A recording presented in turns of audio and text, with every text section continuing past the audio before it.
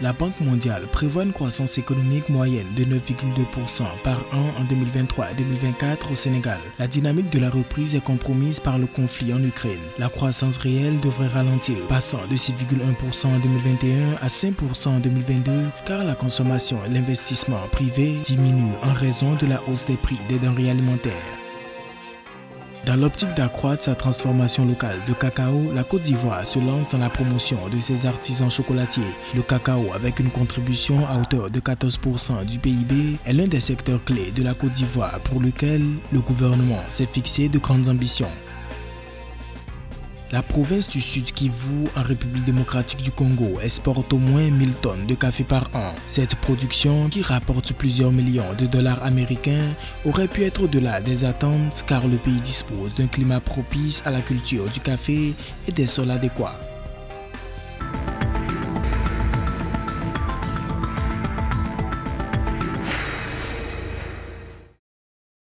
Dans un rapport officiel du 28 septembre 2022, la Banque mondiale a annoncé que l'économie sénégalaise devrait enregistrer une croissance de 4,8% en 2022 avant d'atteindre une moyenne annuelle de 9,2% en 2023 et 2024. Une performance envisagée grâce notamment à l'entrée en production de plusieurs gisements d'hydrocarbures. La croissance du Sénégal va bondir de près de 4 points entre 2023 et 2024.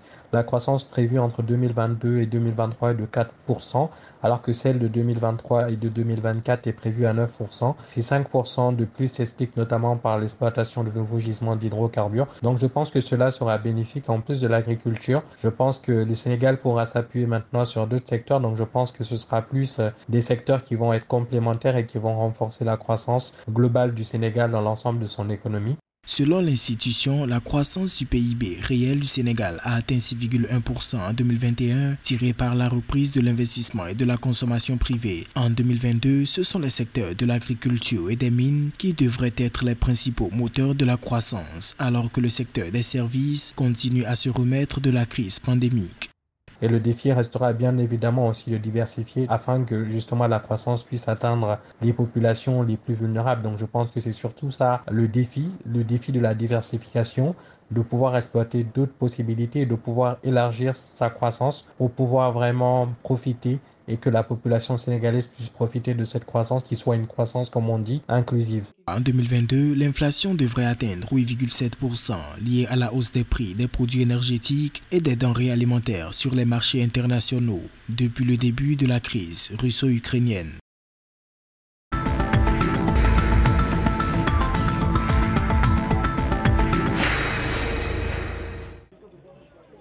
En vue de renforcer sa transformation locale de cacao, la Côte d'Ivoire, premier producteur mondial, fait faire la promotion de ses artisans chocolatiers en intégrant de nouvelles technologies sur ce segment. L'objectif de Yves Brahima Koné, directeur général du Conseil Café Cacao, organe de régulation de la filière, est de capter une grande partie de la valeur que génère le chocolat. C'était à l'occasion de la 8e édition des Journées nationales du cacao et du chocolat. Avec de nouvelles unités en vue, la Côte d'Ivoire vise le broyage de 1,112 million de tonnes de fèves de cacao en 2023 contre 724 000 tonnes actuellement.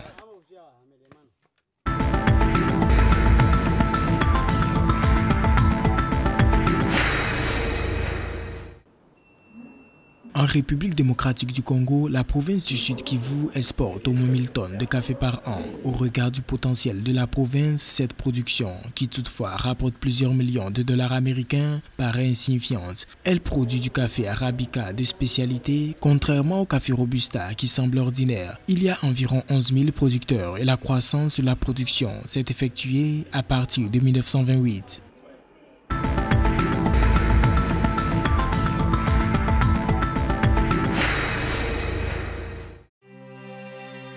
Pendant que la demande d'électricité en Afrique est en constante évolution, les réseaux électriques centralisés peinent à répondre aux besoins des populations. Les systèmes de production d'électricité hybride et décentralisés devraient à cet effet jouer un rôle clé dans le développement de l'accès à l'électricité. Ceci dit, ils représentent un marché au potentiel de 350 milliards de dollars d'ici 2030, selon un rapport publié le 23 septembre par l'Institut français des relations internationales IFRI.